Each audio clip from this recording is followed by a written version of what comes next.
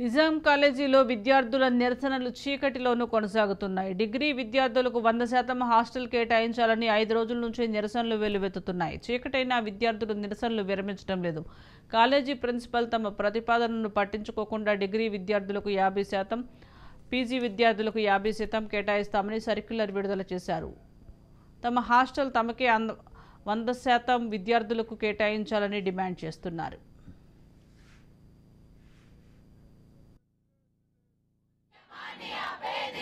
Nizam college గడ్డరా, Nizam college గడ్డరా, అధికారులు వస్తుండ్రు మానోళ్ళను మోస్తుండ్రు,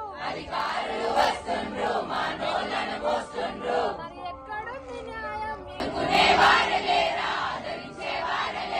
అదుకునేరుల ముడిపోతే మాకెవ్వరుంటారంట?